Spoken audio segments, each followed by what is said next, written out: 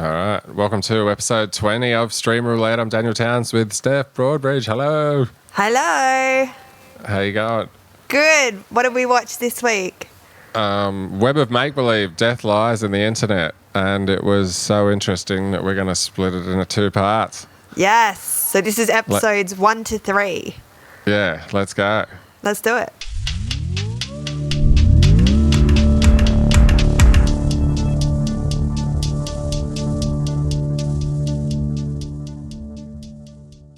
Welcome to Stream Roulette. I'm Steph Broadbridge. I'm here with Daniel Towns. Hey, Daniel.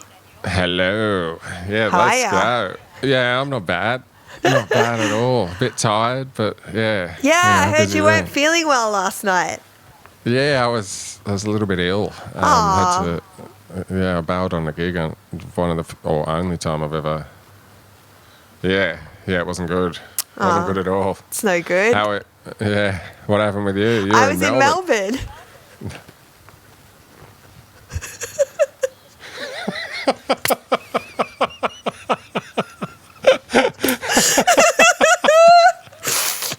Sorry.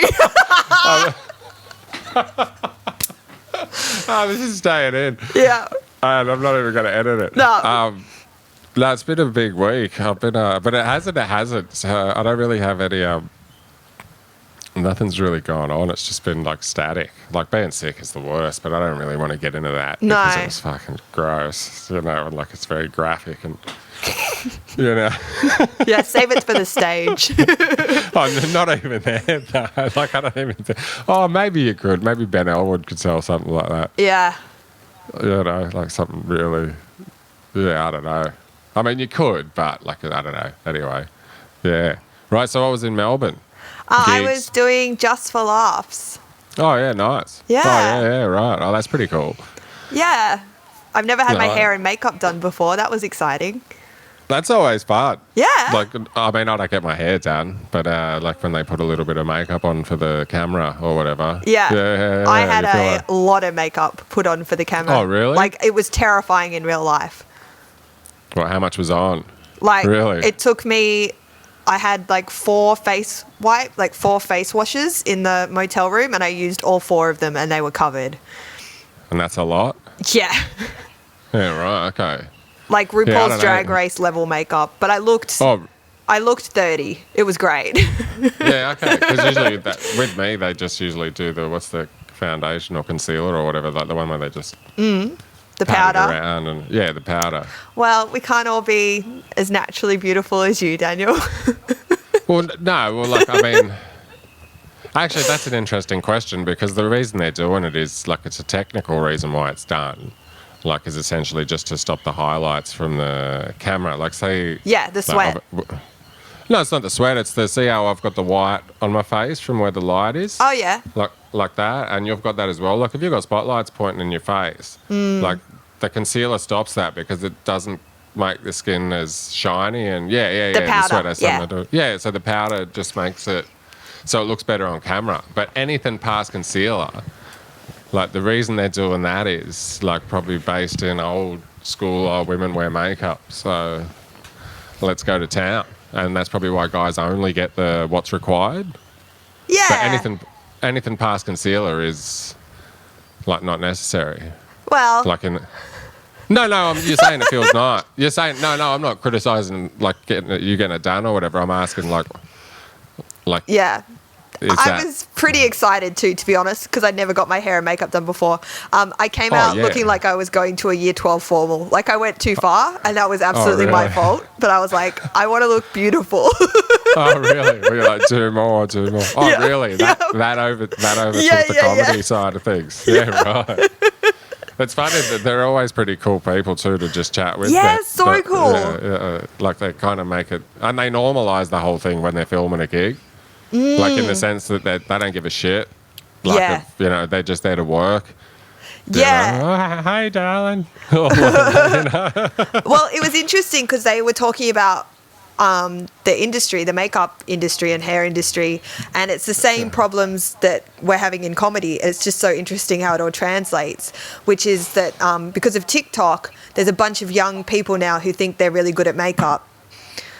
Oh, really? So they're coming in 18, no experience, just thinking they're a makeup artist because they've done their own makeup for a couple of TikTok videos, and then they're doing a terrible job in the scene. I'm like, I guess that whole lifestyle's everywhere now. Oh, well, it definitely is. And I mean, it's good and it's bad, because what's bad about it is there's so much out there, but what's good about it is that people can cut through. Like, it's just, like, because there's going to be someone talented that's doing it. Like, and they're watching tutorials online and videos, and then they're putting their own. Yeah. Oh, I'm Like, not saying they're not talented. I'm just saying they don't know basics. Oh, yeah, but like within that massive people, there's going to people that have the basics on instinct. It's like people True. when they start comedy or design or Yeah, that's true. That Is It Cake show, or, you know what I mean? Like, some people just know how to do things instinctually even without knowing You're right. the name of it. Like, when Yeah. I first started comedy, I was like, oh, there's a name for that. Yes. You know? Oh, right. I just, you know, like, You just it's thought something you just, that worked. yeah, it's something you did. It's like, oh, you know, you pull that little trick out here and that works. True. You get Yeah, more no, I know. unique people that are doing it independently than you would if everyone just copies the people that came before them. Yeah, and also, I mean, like, from that perspective, when you've got a bunch of, like, a generation of people that are getting told that they're lazy and they just sit on their ass and do nothing, but then at the same time, you got the other side going, oh, hey, working for yourself is so rewarding and all that kind of stuff, and running your own business. Yeah. Like, like, a lot of them are potentially, and they don't even realise it, they just probably maybe want to be famous or have a lot of followers, but they're attempting to start a business. They are That'll starting a business. They're earning more money than me. and a branch. Like, True. that'll cut a lot of like, people out as well. Yeah, I don't know. Like, obviously, it's there's a lot of noise to sort through, but I don't think it's bad, because people can take more control of what they're doing, and you know, like, if you can make money doing makeup tutorials at home on TikTok. Like, I mean, it's the same as the comedy. You could make it on about anything. Like, if you could make money sitting at home doing makeup tutorials on TikTok and being paid, like, going live on those apps and getting paid thousands of dollars just for chatting with people while you do a tutorial, or being the makeup person at a comedy show for a set fee, and being out of your house for all those hours when you got a life. You know, like, there's the whole, or it's the same as comedy. It's like us going to a gig for whatever we're getting paid, and then sitting at home and doing TikTok and YouTube. You know, like, I think that comes into a lot of the criticism too, because and like, the intimidating thing about things like that for, say, someone like me who's been around for 20 years, or like that established makeup artist, I'm assuming is established if they're doing like a TV show. Yeah. It's starting over, in the sense of, like, it's a whole other, it's an extension of what you do, like, in that you're in that industry, but you're starting at the bottom on some, not even the bottom, but you're starting over again. Like, it's a whole other thing to build. And you mean with time-wise. contacts and building a reputation and stuff like that? Yeah, contacts, reputation, time. Like, it's a whole other full-time job. Oh, like, yeah. Or it's a couple of years transition period into, you know, like, a new direction. Any sole trader job takes ages. Yeah, and I think that's what scares a lot of people and puts a lot of people off. Good. Stay scared. There's not that much work out there. Yeah, there's really not. Yeah, you shouldn't do it. You'd hate it. It's really hard.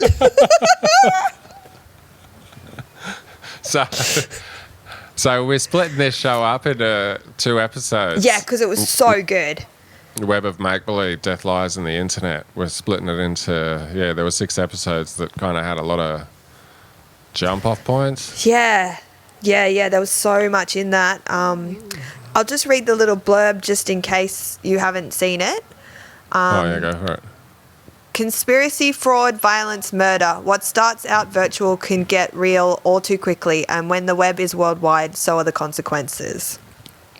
And I mean, even that, apart from listing the conspiracy, fraud, violence, murder, that the rest of it doesn't even really do justice as to, like, what it is you're watching, because you just go, oh, this is just another internet documentary, and it is. And look, like, first off, we'll do the first 3 episodes in this one, and the next lot, and it's a two-parter in the second one. But like some of the episodes I thought were a little bit long, Okay. like in the sense of it was like, oh, okay, we got I get it here. Yeah. But yeah, like it was one of those things where it was like, oh fuck me. Like the first episode, what was the first one called? It was called just SWAT. SWAT It was about or whatever? swatting, yeah. Did you even know that was a thing? I for did not know starters? that was a thing. I did not know that was a thing either. If you don't know, basically it started with gaming communities, and someone that got pissed off because someone else online was being toxic started like sending SWAT teams around to people's houses. Yeah, by And, like, faking life-threatening situations. yeah, like the one where, my dad was beating my mum, so I shot him, and Yeah. have you got a gun? And he's like, yeah, I've got a handgun now. So they send a SWAT team around. And like but what blew my mind was the guy's ego behind it. So, yeah, so Like- this one they interview one particular guy who was like infamous for doing that specifically. Like he was making money doing it for other people. But not much. No, like $50. Yeah, like it was like, Jesus Christ, that's a massive risk. And he did it hundreds of times because essentially the episode was about swatting, but it was all about him. Like he was the only example of it they were using. Like they talked about other people doing it, but he must have been the big, Yeah. the main person. Because who was it? Ron Howard, and it's the Arrested Development people that made it too, right? The guy's name's Brian Knappenberger. Oh, no, wasn't he the director? Or He was the producer? director and I think he was the one talking. Yeah. But I think Interviewing, Ron yeah. Howard and Oh, yeah, it was Ron Howard's company, yeah. Yeah, which I thought was interesting that they were behind it because, that online, like that, his ego was when they were talking to him, and it was just like how impressed he was with what he'd done, and like it's like you're an adult. There was no remorse, was there? There was zero. Yeah.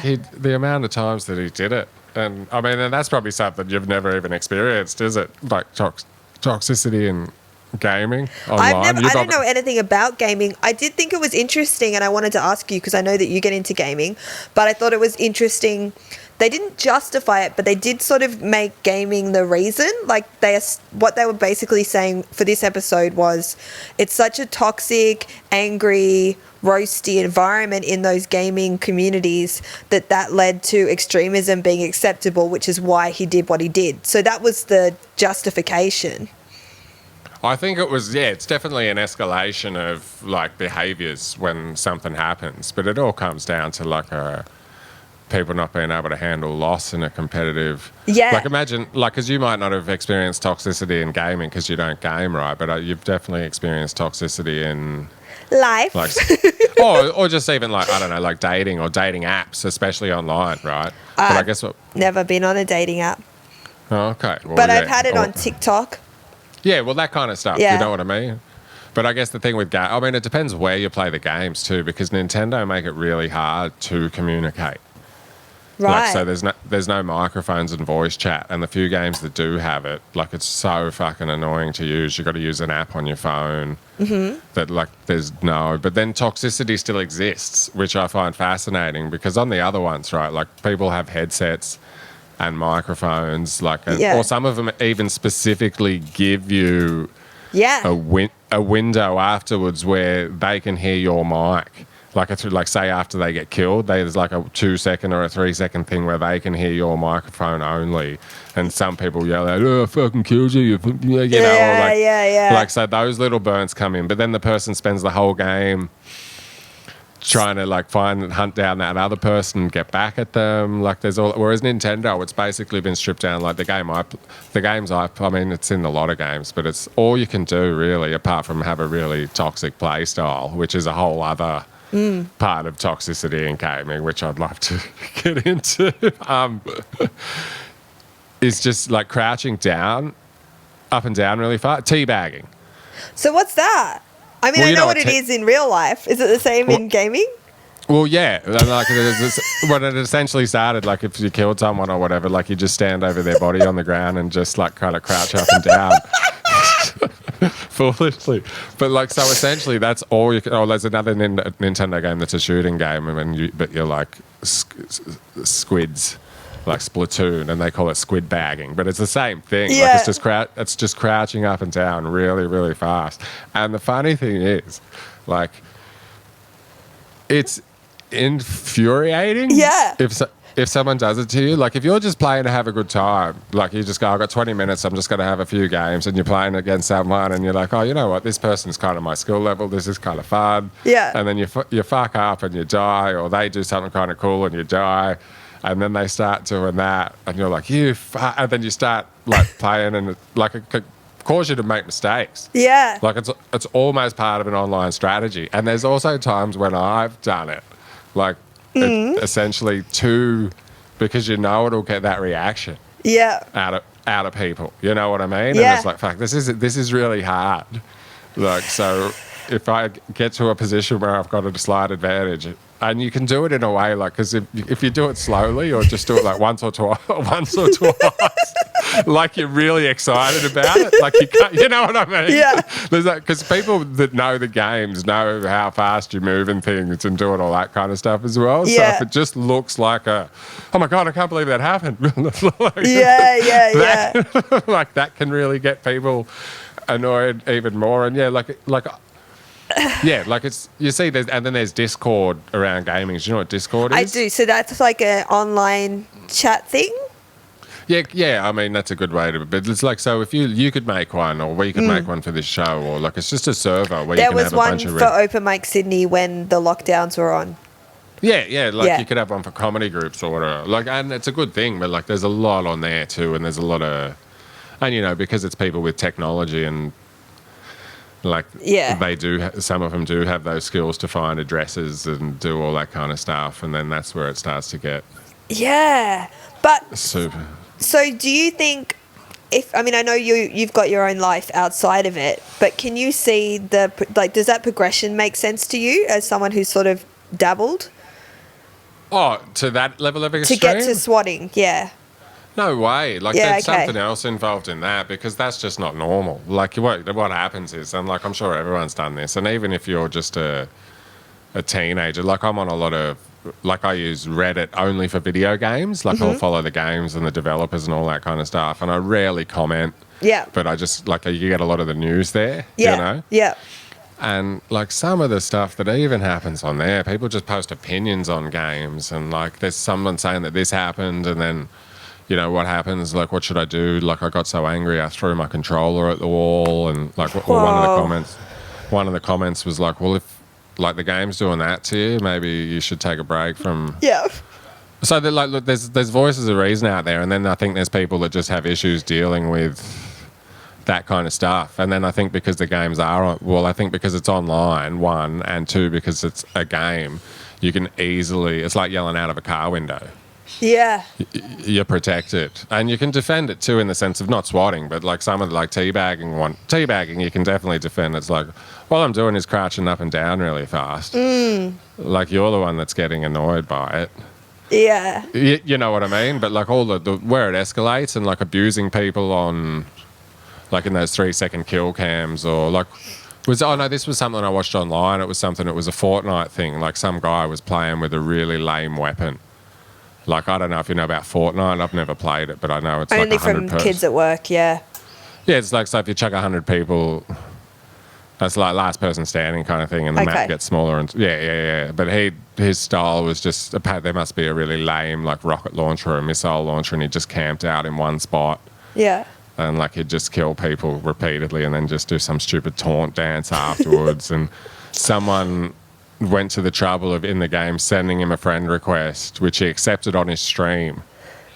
Yeah. And then like he was just getting abused by the guy on the other end. Like, the other guy was just like abusing him, like, for picking a lame weapon and playing in such a toxic, aggressive play style. But then the guy streaming just amped it up even more, because there's things you can do in the menu, in the waiting, like in the lobby in Fortnite, where you can like dunk on the other person and like all that kind of stuff. God. So some of the games even have it built in to, you know, like most games will have taunts and whatnot built in, and I guess that's what triggers it off. It's a bunch of people because ego is involved, and like games definitely have a achievement system, or they're fucking called achievements, you know, and things you can unlock, and Yeah. people want to be great at games or the best at it. Now there's money in it, you know, you can see, and like And young men. I was going to say, you there's can- no age restriction on these games, right? Or is it easy to circumvent? Oh, like it isn't. It isn't. Some of them definitely have age restrictions, but then it depends. It comes down to the parents. Yeah. It's like if the parents are okay with you playing it, like Yeah, You so know, a 12-year-old there's- could be in that chat, is my point. oh, totally. And a lot Yeah. of the time, it is like on those ones, it is young kids. Yeah, you fucking, you know, Yeah, fuck. like saying all the horrible stuff. Like this stuff only just started like when I was younger, like all that communication stuff. And I used to play because my era mashed up with where you'd have to go to someone's house and you needed 4 controllers, or you had to take one each over there, and then you'd all sit around the same TV. And then, like, by the time it started shifting to online was like when we were all getting busy with life and all that kind of stuff. And Yeah, I remember right. and even then, I remember 2 of my friends had a massive like argument over a game. Really? You know, yeah, because like we played. There was one. It was Call of Duty, so it's a shooting game, right? Yeah. And we played a certain game mode, and like, and we'd done this since high school. But like, if it was something like GoldenEye or whatever, like after we'd played it so much, we'd start doing certain maps with restrictions. So I was like, all right, let's play this level, but you can only use this weapon. Like so there wasn't variety. You know what I mean? So it Yeah, wasn't right. like Yep. sniper rifles and rocket launchers. It was like everyone had a pistol, or everyone had. Yeah. You know, and this one there was shotguns, but because there's a perk system in that game where you have to progress a certain amount with the thing, and you can unlock something that slightly boosts it. And anyway, this perk was you could reload faster, Yeah. and 2 people didn't have it, and me and another So it guy wasn't did. fair. Yeah, no. So we made so basically it was decided beforehand that you couldn't have that perk on.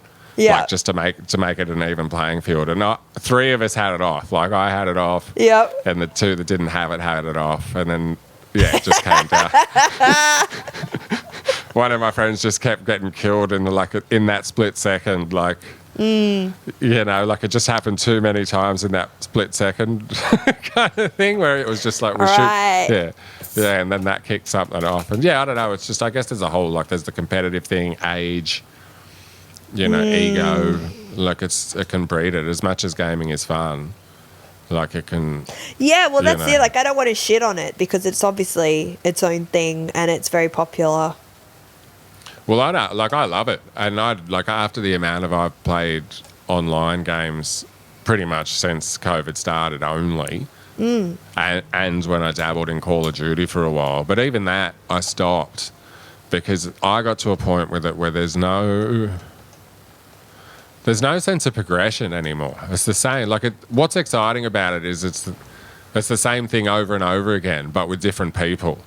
So you're like, it's the same map or it's the same stage, but the people are the variable. Whereas after a while, it's like, fuck, I've played against this. Yeah. I've dealt with this kind of person on this. Whereas one-player games, there's a story, there's a sense of progression, there's an ending. They're not, but I'd almost argue that, or not argue, but I'd almost raise they should almost be treated as 2 different industries, like online gaming and one-player games, Right. because they're different things, and you get they scratch different itches, and you get completely different things out. You know what I mean? They attract Like, different people. I've never picked up a one-player game and thought to myself, I don't feel too good today. I'm going to play it in a really aggressive style. Yeah. Piss off the non-playable computer-generated characters. You know what I mean? Whereas people sometimes, if they're like, fuck this. Yeah. You know, like I think I mentioned it on one of the earlier episodes of this podcast, how many hours I spent playing Smash Brothers. Yeah, you did, yeah. Yeah, okay, so I spent so many hours in that game grinding the worst character in the game. Like out of 86 characters, he's on the bottom of every, it's known they're the worst character, right? And I was at that point, I was in the stage of it was rewarding when you win with him because of those disadvantages and all that kind of stuff. And I did get to a good level, like a good point with it, right? But then, like, I just got so bored and, like, so frustrated with some of it. I was like, you know what? I'm just going to start. I started mucking around with other people, and, like, and some of the, like, it's so fucking easy. Like, some of them. Not easy, but, like, there's, like, one of them, he's got 3 different things you can throw at people. And, like, that essentially forces them to have to do something. You know, like, so Oh, I've lost you. Oh, what'd you lose? Yeah. You got me? I just lost your Zoom for a sec, yeah, but you're right. back. Oh, yeah, no, what I was saying was, so instead of bloody sweating and grinding and, like, trying to achieve something with the worst character in the game, I started playing it for fun and, like, just trying to make it hard for the other person to win. Yeah. By forcing them to do things instead of me doing things. And, like, it was just like, oh, this is so different. Yeah, I think people, yeah, like, because how you feeling comes into it. Whereas one-player games are an escape. Whereas I think an online game can really escalate a bad mood or turn a good mood into a bad one. Yeah. Well, because there's another person on the end. Yeah. That's a real person that has their own emotions and own life, and you know nothing about. And I think that's why things like teabagging or swatting or whatnot piss people off, because you can forget it's someone else.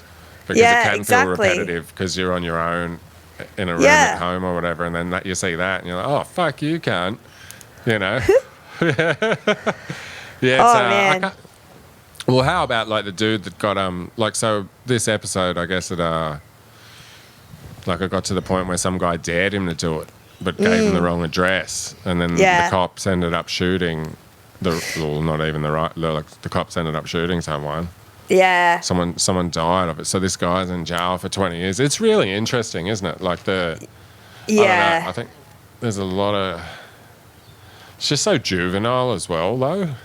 There is this real, even though you're like, this is so scary, there's this real part of you that's like, God, it just feels so 14-year-old. Like, it's just, it's so immature. Oh, it really is. Like, it really is. And, like, even, like, that's, like, how he got off on the notoriety and all the followers on, like, and he's like, oh, yeah, my Twitter was blowing up that day. Yeah. And all that kind of stuff. And that's when I was like, oh, this guy's a fucking idiot. The idea of wasting someone's time and that being the goal is so immature. Yeah, like, if you're doing it out of spite. Yeah. Like, you know. Yeah. I just feel like adults don't do that. Do you know what I mean? Like, that, you know, you've got your own shit. Well, not only that, and regardless of what you think of the cops in the States and, like, how they approach things, like, there's also the aspect of, like, they're wasting a resource. Yeah. You know, and if that was needed somewhere, they were needed somewhere legit. Yeah, true. You know, it's like when people waste the time of ambulances and all that. You know what I mean? Like, when there's limited access to some of those services, and then you got someone that just, like, I bet a lot of the punishment would have been around that too. Like, wasting their time. They're so used to being this is, you know, it's the boy who cried wolf. They're so used to it being a false alarm that they come in not prepared, and then one of them dies. Like, it could have, like, just as easily happened. The only thing I thought, and it's not impressive, but it was impressive to an extent that, like, he was very good at lying on the phone. Like, those stories, I was like, oh, okay, wow, this is his skill. Like the lying and the, you know what I mean? Like, you could hear his voice change. The commitment to the character. Yeah, and the acting on the phone, like, he was really selling it. And it's like, dude, you're doing this for $50. Like, fucking hell. He did admit, though, that he loved doing it. He was clear about that. Yeah. Like, he didn't pretend he was doing it for the money. No, I know, but that's even weirder, though. Like, loving to, like, there's nothing in that that's like, all right, do it once and there's a rush, you know what I mean? But once you've done it and you've proven that you can do it and it's easy, and, like, what are you getting out of doing it repeatedly? Yeah, like, well, but that's what he was doing. That was what was giving him, you know, this is what I can do that other people can't do. So maybe he was either scared to escalate or he started on his closer. You know, maybe he should have... He should have started off with some egging. Yes. Yeah, some good old-fashioned, wholesome mailbox. But have you batting. Like, have you ever experienced anything on Twitch? Have you ever? No. like even like the chat on those, like if there's big events, a lot of the times they'll put the chat on to either subscribers only, or if that gets too toxic, they turn it on to emotes only, or they ban certain phrases, or they ban like, or the chat gets shut down because people are in the chat, because that opens up a whole other thing. Say you've got like a big, like a competition or an event on where there's like, say, thousands of people in the room watching like two people or two teams of people compete over a certain game. And then you've got all the people, and then you've got, 20,000 people at home watching the broadcast, and like someone in the game fucks up. And then they're all slamming that, or someone's criticising their race or their sexuality, you know what I mean? Yeah. Like all that stuff. Oh, it's So, it's like Twitter, when it's like the worst parts of Twitter, right? It's like when there's a show on and then there's someone live tweeting the show.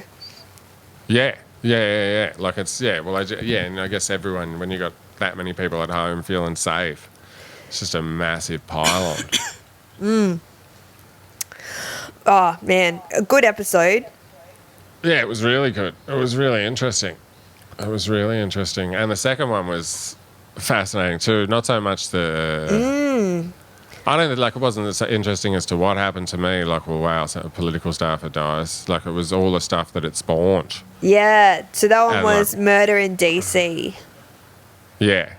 Yeah. And that was about a guy that was killed, and then all the conspiracy theories that evolved around that murder, and the trying to get to the bottom of what motivated people to spread those lies. Because, once it gets to, like, Alex Jones and all them people, Yeah. like, it's out there. Like, you know what I mean? Like, that's they're the right-wing bloody, alternative, that's alternative news 101. Yeah. Like, Terrifying. Yeah. Oh, yeah. But at the same time, fascinating, because, like, that's a business. Yeah. Conspiracy is a business, like, especially in the States. Oh, Like, absolutely. with the gullibility and of people and the population size and all that stuff. But the fact that someone like Alex Jones can exist, and I mean, that's a question that a lot of people are asking about that. What's his name at the moment? That Avi, what's his name? Yemeni or whatever it is. Which one? That Aussie dude he was at the approach of the marches in Melbourne, Avi Yemeni or whatever it is. He does that Aussie news thing. I don't know. Oh, he's right-wing fucking... I should know. But anyway, but people are just saying, like, he doesn't even care about... Like, he's just inciting people, No, but of it's all course he for doesn't care. Yeah. But it's all for his own money. Like, it's for Yeah. him to generate a brand. And that's the same as Alex Jones and all them. It's like their brand, and they've done that and whatnot. But yeah, like, it's a business. Yeah. Like, and like, I guess they come to a point where they're just looking for content too, and they see the words like Russia and whatever, and it's like, oh, how can we twist this in a clickbait? And then you got, because there's advertising, like, money would come into it too. Like, in the beginning, they were probably like, I don't even believe this shit, but fuck, I'm getting paid this much per ad, and this many people are reading the page. Yeah. And then all of a sudden, it becomes their lifestyle because they're making the money off it, and then I don't know. Such a horrific way to make a living, though. Like, it's just I don't know how you can live with yourself doing that to somebody. I just don't think they'd care. I think it's like Murdoch's and, the dude in Succession or whatever, like exploitation's been around for as long as people have. I know, but exploiting a family's grief is just so yucky. Like, oh, it's gross. Yeah, it's fucking gross. But, I mean, this is, everything over there is, what's the word? I mean, that exists everywhere, though. That's true. But you even watch it, there's like the difference in TV shows. There was one show, was it Love on the Spectrum? Was it that one where you said they were TV ready? Oh, yeah. And just like American, like, normal people on TV, they're just like, it's like they're all ready for TV because it could happen to anyone at any time. Yeah. They get their little sound bite, whereas here, it's, oh, what the fuck, you got a camera. Yeah, true. I don't know. But, I mean, even when the Eurydice Dixon thing happened in Melbourne, there were a few comics, obviously I don't want to name names or anything, but there were a few comics that, like, got on Twitter and, like, totally made that about themselves. And I feel like that's the same behaviour on a much, much smaller scale, but that desire to twist something so horrific into a exploitative thing. It's just, it blows my mind that people can live with themselves and behave in that way. Oh yeah, but that's And probably this show was just a really extreme version of that, essentially. Like a complete stranger decided to take this on and make it completely about him, and it was just without any kind of, like, he didn't even attempt to justify it, really. It's probably easier to do if it is a stranger, because you don't think so much about the family or other people. You know what I mean? Like, it's probably easier to do that with a stranger because, I don't know that cunt. But if the family's like explicitly saying, we do not want you to do this, stop immediately, and you're still doing it, like, that's fucked. Yeah, that is. Yeah. It made me sick, this one. Yeah, this one was yeah, I mean, they all kind of make you feel a little bit fucked up. Yeah, this one was I found this one really hard to watch. Yeah. Well, I mean, I guess all the things they cover too. It's like the third one with the I'm not a Nazi or whatever. Yeah. You know, like they're such big topics. Like they're big things. It's like, fucking hell, like, yeah. Really? We're going to unpack that? Well, that's what I love about documentaries, is because they've got these villains. I mean, because really, essentially, they're all villains, but they've got a bit of grey too. Do you know what I mean? Because, like, it's not a movie. Like, we get to see the good and the bad. Like, especially the Nazi one where she's come out of it from the other side and she's talking about her experience. You do, like, they make you like her first, and then she says the horrific things she did. Yeah, those redemption things are always kind of interesting, aren't they? It's like when they interview the fucking prisoner that's been in there for 25 years and getting their hate crime tattoos removed, and, you know, they start a program to stop other people, you know, like all that kind of... But it's just like, that's so hard to imagine happening when someone's in it. Yeah. Like, you know, we've all written people off before as, oh, they're just a massive whatever. Yeah. Like, imagine thinking, like, I guess someone with any kind of problem could change that much given the right experiences and lessons. And do they have to become that extreme to get there, though? Well, with this one, it was like, it was a very slow burn. So they went through the process of how initially it was just a guy she was attracted to. She liked his energy and how, you know, his behaviours, and then discovered this other side of him and got sucked into that. And then they broke up, and then she was still in it, and that was her circle of friends. So it did kind of justify it pretty well. Like, personally, I was like, I like to think that I wouldn't do it, but I could also be like, I could see, especially like 20-year-old me, how I could have got sucked into all of that. Like, I did really relate to her.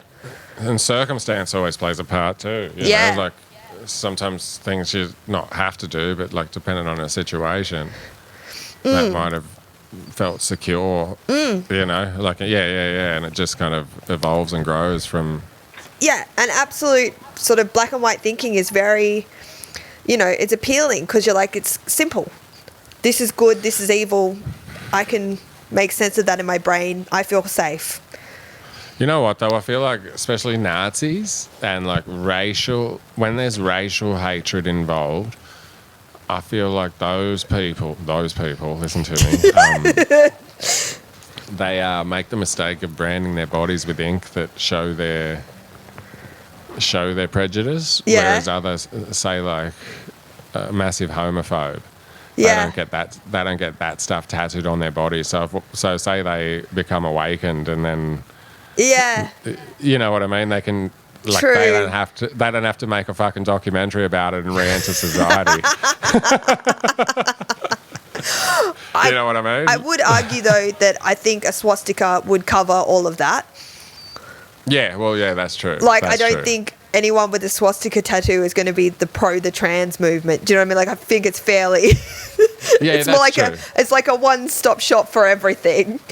Yeah, that's definitely true. But then there would be transphobic people or whatever that aren't necessarily Nazis. Oh, 100%. Oh, yeah. They write children's books. It is, yeah. It is weird, like, just... I really don't understand any, like, level of extremism. Like, in the sense of, like, if you don't like something, just avoid it, don't do it. Like, it's... Yeah. The world is there to share. Totally. And I mean, what was interesting with this girl as well is that she was pretty much saying she was kind of uncomfortable with the values the entire time, but she liked the people that were in the group. And it was just struggling with the people that were kind to her and with their hateful values and managing that. So I thought that was really interesting. That is interesting because I've, like, not met people, but, like, say at a gig or whatnot and you'll chat to someone afterwards and they seem lovely. Yeah. You know? And then they just say something, like, that's so casually racist or whatever. But they don't even realise. And then it's like, well, you can see they're not a bad person. You know, how can they be a bad person if they like your comedy? But, no, that's a joke. No, you know what I mean? Yeah. It's so hard, and that does happen because you meet so many new people in comedy all the time, and because you're travelling to so many different parts of Australia, that happens so often. The amount of microaggressions I get after gigs is, like, insane. But you just have to write it off because you're like, I mean, especially the older they are, it's like, I don't need to change your opinion on this. You're 65, you know, like... Yeah, you smile and... Yeah. Smile and... Yeah. Hey, can you give me 1 sec? Yeah, Sorry. sure. I can jump off there. Hang on.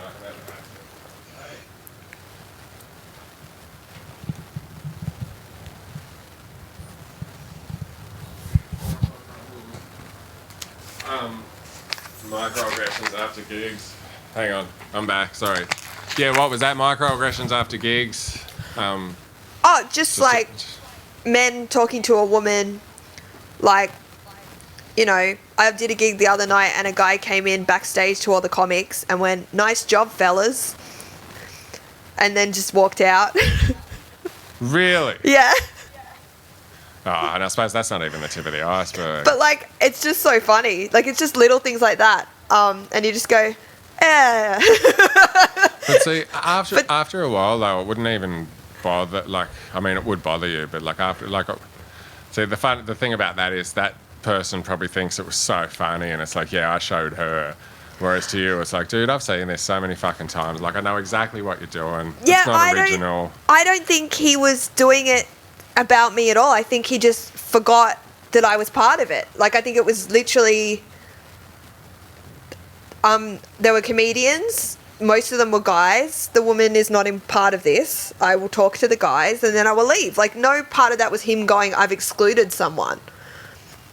Yeah, right. Yeah, so he's not a bad guy. He's just grown up at a time where that was acceptable. And, yeah, I mean, I don't know. Or it was a deliberate slight to rile me up. But I very highly doubt that it was that. It's so rarely that. Well, I think with the deliberate ones, you can tell. And when people are ignorant to what they're doing, they can tell. Yeah. Because if it is deliberate, you generally ask the question, was that meant to piss me? Yeah, If you're asking that question, it was. Yeah, it's true. Whereas if the person is just, like, completely ignorant to what they're saying and they think it's normal, then, yeah, you can go, oh, okay, no, that's just fucking... They just don't know. Yeah. You know? Like, you know, yeah, if you have to ask if someone's trying to push your buttons, they're pushing your buttons. Exactly. Yeah. All right. Well, should we call it? Yeah, sure. All right. And we'll be back with episode 21 with parts 4 to 6. Yes. Yeah, and I'm going to go practice my teabagging now. No, I'm not at all. Yeah.